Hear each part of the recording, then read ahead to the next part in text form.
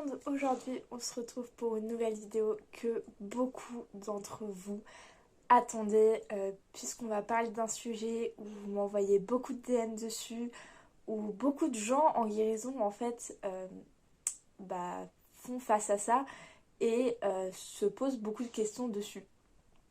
Je parle ici, vous l'avez vu dans le titre, de la faim extrême.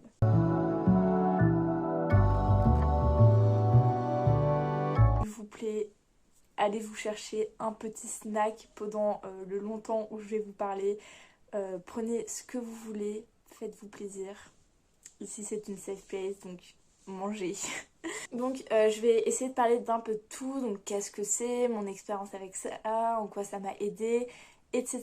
Si vous avez toujours des questions, n'hésitez pas à me les poser en DM ou en commentaire. Je vous ai déjà demandé si vous avez des questions sur Instagram. Mais c'est possible que tout le monde n'y ait pas répondu. Donc voilà, si vous avez des questions, je me ferai un plaisir d'y répondre. Donc pour commencer, nous allons bien sûr parler de ce qu'est l'extreme hunger.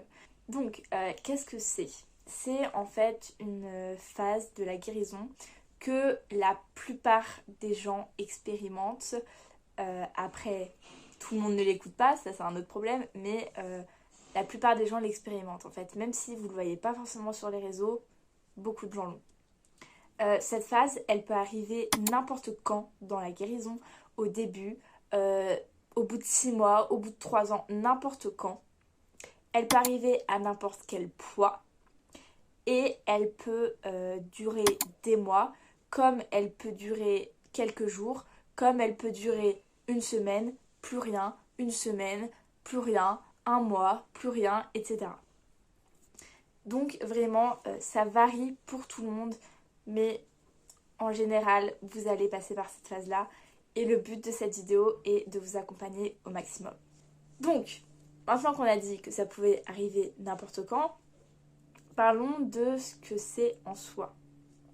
C'est en fait votre corps qui a été privé pendant beaucoup de temps. Il va donc, quand vous avez commencé la guérison, demander énormément de nourriture.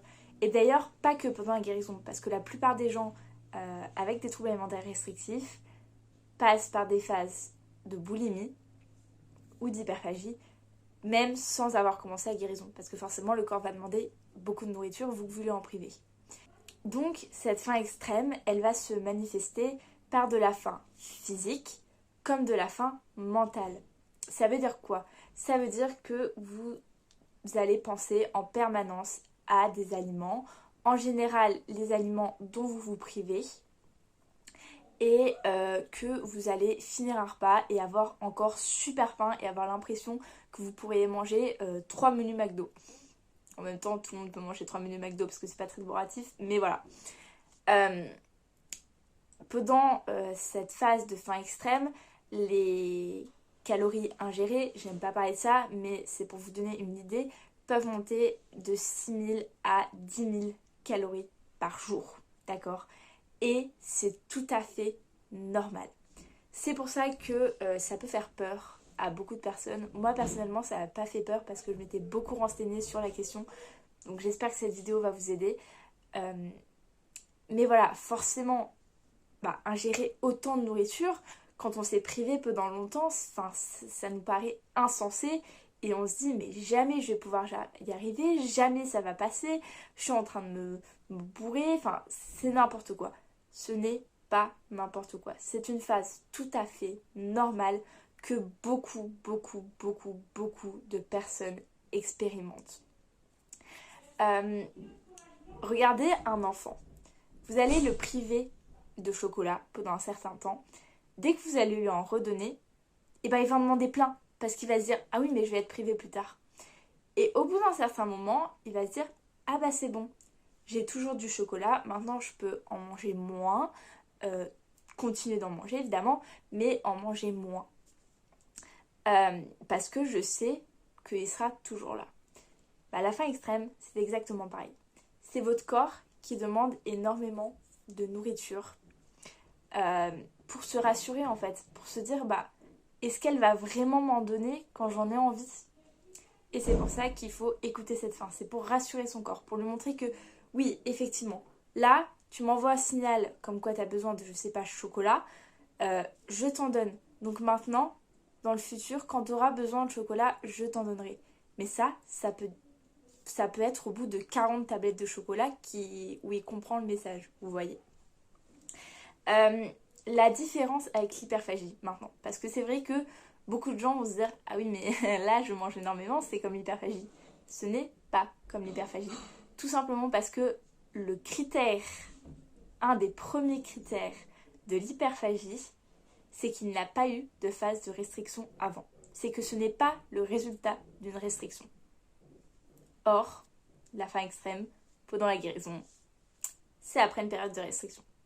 Pendant la faim extrême, vous risquez certainement d'être totalement rempli physiquement, mais de mentalement toujours avoir faim. Est-ce que dans ces cas-là, il faut continuer de manger? La réponse est oui. Pourquoi? Parce que en fait, votre cerveau et votre corps va demander beaucoup d'énergie pour réparer, parce que vos organes sont en mauvais état, vous avez plus d'isolant, etc. Enfin, il y a plein de choses à réparer dans votre corps dont vous ne vous rendez pas compte. Donc forcément, il va demander énormément d'énergie pour pouvoir réparer tout ça. Le problème, c'est que pendant la phase de restriction, vous n'êtes pas sans savoir que l'estomac se rétrécit, qu'il y a beaucoup de bactéries, des bonnes bactéries qui s'occupent de la digestion et qui partent en vacances clairement parce que elles sont pas utilisées et du coup elles partent en vacances. Et du coup ça fait que vous avez plus les capacités en fait de manger normalement. Sauf que vous avez toujours besoin de cette nourriture. C'est pour ça que la faim mentale intervient.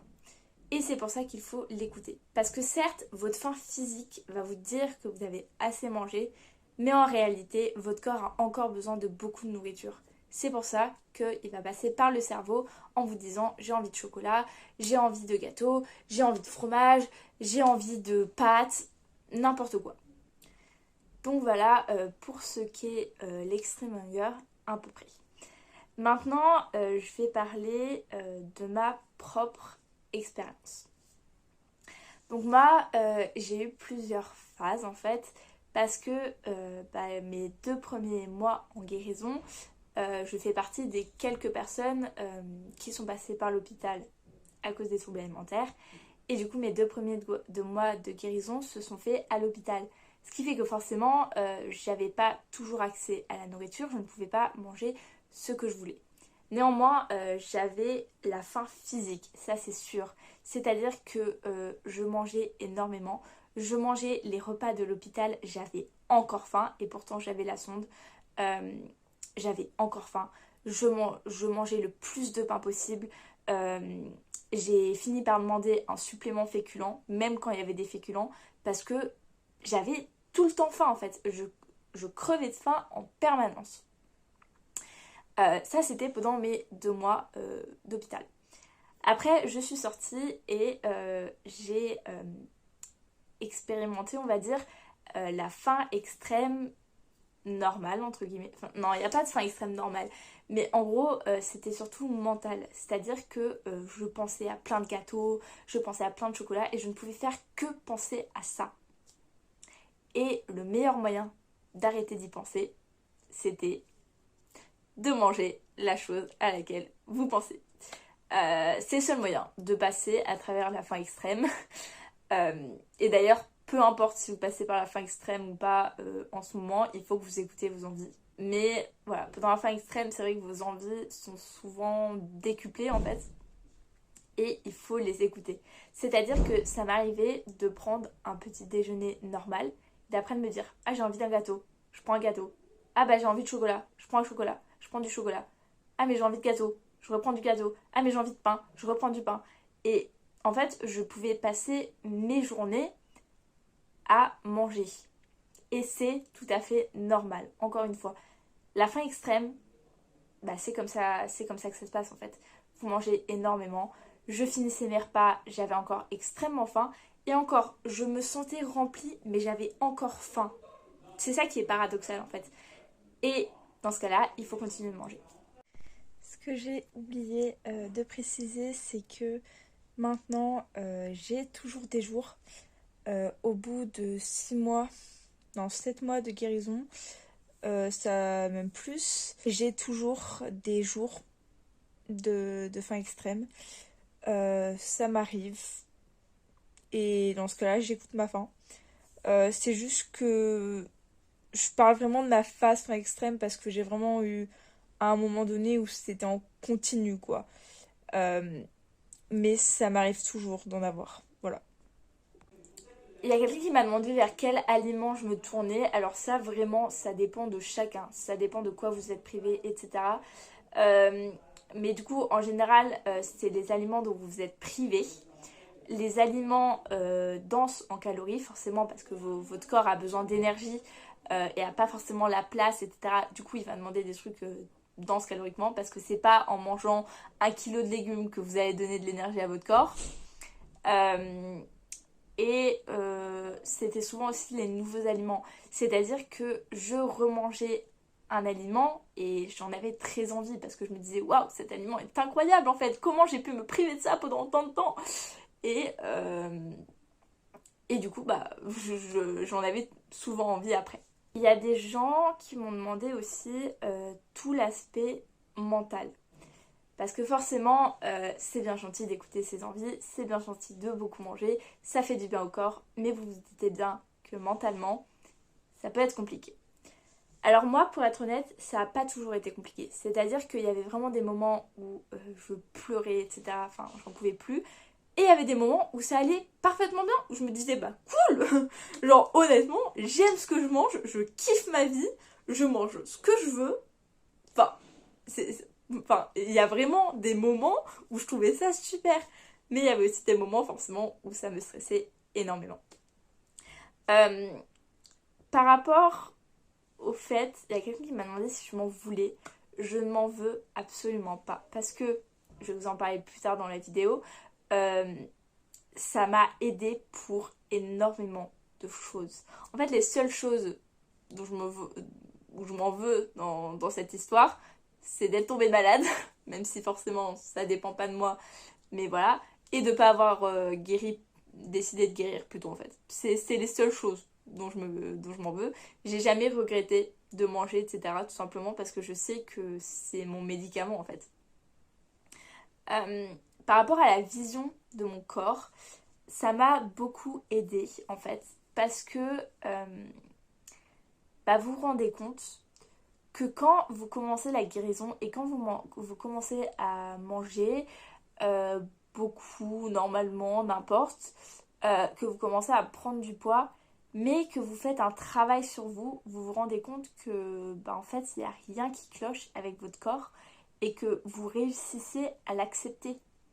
Oui, vous réussissez à l'accepter. Vous réussissez à aimer votre corps. Alors, moi, j'ai réussi assez rapidement. Bien sûr, ça peut prendre longtemps, mais ça va finir par arriver. Ensuite, j'en ai parlé à mes proches. Tout simplement parce que vous vous doutez bien que vos proches qui vous voient manger en permanence alors qu'il y a 2 mois, vous mangez pas beaucoup, ils doivent se dire il y a un problème. Qu'est-ce qui se passe? Elle veut nous berner. Voilà. Euh, du coup, moi, clairement, j'ai parlé à mes parents ouvertement. Je leur ai dit, bah voilà, voilà ce que c'est que la faim extrême. Je passe à travers ça en ce moment. J'aurais envoyé des vidéos, j'aurais envoyé des articles, etc. Si vous voulez, montrez-leur cette vidéo. Et j'aurais expliqué, voilà, je passe à travers ça. Ça va pas être éternel ni rien. Mais voilà, acceptez-le ou acceptez-le pas, je m'en fous. Moi en tout cas, je veux guérir et ça va me permettre de guérir. Maintenant qu'on a parlé de tout ça, de toute la faim extrême, de mon expérience, etc., je vais vous expliquer en quoi ça a été la meilleure chose à faire pour ma guérison. Mais vraiment, la meilleure chose. En fait, ça m'a énormément aidé pour plusieurs choses. Déjà, ça m'a aidé à arrêter de compter mes calories. Parce que vous vous sentiez bien que quand vous mangez plein de choses, etc., que vous rajoutez des sauces, de la confiture, des machins, de la pâte à tartiner, des trucs, etc., bah en fait vous perdez le compte, enfin vous pouvez plus compter vos calories parce que vous avez mangé tellement de trucs que vous vous en souvenez plus. Et c'est pour ça qu'il faut absolument désinstaller les applications. Parce que pendant la phase de faim extrême, les applications, c'est la chose la plus néfaste au monde. Parce que vous allez voir le nombre grimper comme jamais. Et vous allez voir des nombres qui vont vous faire extrêmement peur, mais qui sont tout à fait normales. Je vous rappelle, ça peut monter à 6000, 10 000 calories, mais c'est tout à fait normal. Donc ça m'a aidé à arrêter de compter les calories. Ça m'a aidé à diminuer la culpabilité aussi. Parce que, bah, en fait, le seul moyen de combattre la culpabilité, c'est de faire des choses qui vous font culpabiliser, en fait. Donc forcément, bah, ce qui me faisait culpabiliser, c'était de manger, je passais mon temps à manger. Donc au bout d'un moment, il n'y a plus de culpabilité parce que c'est devenu une chose normale, en fait. Et aussi, je savais que c'était la bonne chose. Je savais que mon corps en avait besoin, donc forcément, ça aide. Ça a diminué mes fear food aussi. Alors, je sais que tout le monde n'a pas de fear food.